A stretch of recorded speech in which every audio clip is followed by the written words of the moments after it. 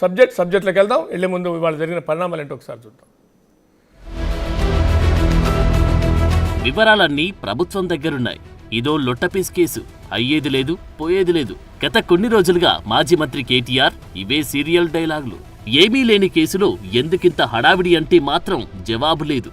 తనపై పెట్టింది అసలు కేసే కాదని క్వాష్ చేయాలని హైకోర్టుకెళ్తే అక్కడ కేటీఆర్ పిటిషన్ను కోర్టు కొట్టివేసింది.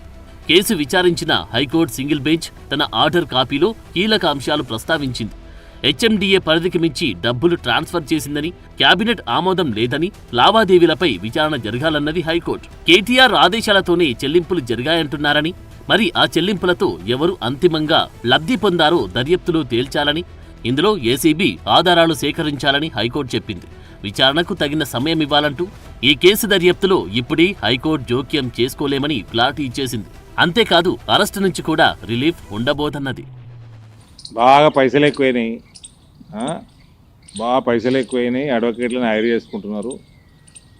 నేను చెప్పినా కదా, మోస్ట్ అభద్రత భావం ఉన్న కుటుంబం ఇది. పుట్టిగానే భయపడతారు వీళ్ళు. రేపు జైలుకు పోవాలి. మనకున్న అలవాట్లు ఎట్లా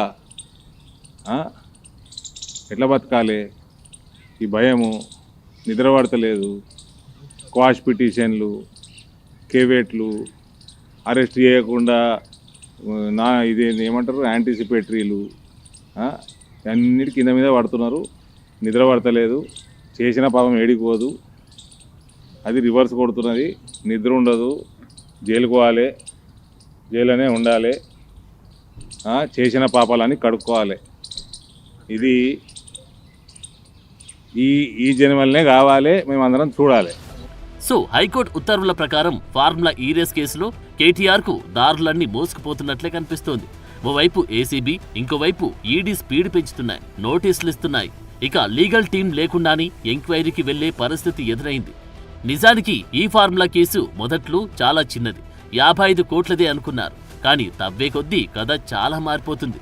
హైకోర్టు సింగిల్ బెంచ్ తీర్పుపై డబుల్ బెంచ్కు వెళ్లడమా, లేదంటే సుప్రీంకు వెళ్లడమా అన్న ఆలోచనలో కేటీఆర్ ఉన్నారు. ఇదో లొట్టపీస్ కేసు అంటూనే సుప్రీం దాకా వెళ్లాల్సిన పరిస్థితి ఎందుకొచ్చిందన్న ప్రశ్నలైతే వస్తున్నాయి.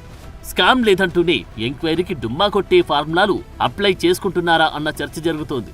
లొట్టపీస్ కేసు అనుకున్నది లోపల వేస్తుందా అన్నది కూడా హాట్ డిబేట్ అయింది. ఇది లొట్టపీస్ కేసు కాదు, గట్టి కేసే అంటున్నారు. విచారణకి వెళ్లకుండా, విచారణకి సహకరించకుండా ఏదైతే గందరగోళ పరిస్థితి క్రియేట్ చేసి, ఒక పొలిటికల్ స్టంట్ వేసి, ఒక డ్రామా చేసి రాజకీయ లబ్ధి పొందే ప్రయత్నం చేస్తుండు కల్వకుంట్ల తారక రామారావు గారు. నిజంగా మీకు చిత్తశుద్ధి ఉంటే, మీరు తప్పు చేయకపోతే విచారణకి మీరు హాజరై విచారణకి సహకరించాలని చెప్పి డిమాండ్ చేస్తున్నాను. దానితో పాటు ఏసీబీ అధికారులకు కూడా ఈ రామారావు ఎంక్వైరీకి రమ్మంటేనే వస్తలేడు, రేపు పొద్దున ఇతర దేశాలకి పారిపోయే ఒక పరిస్థితి కూడా రావచ్చు. అందుకే ఈ రామారావు పాస్పోర్ట్ని కూడా సీజ్ చేయాలని చెప్పి ఏసీబీ అధికారులకి నేను కోరుతున్నాను.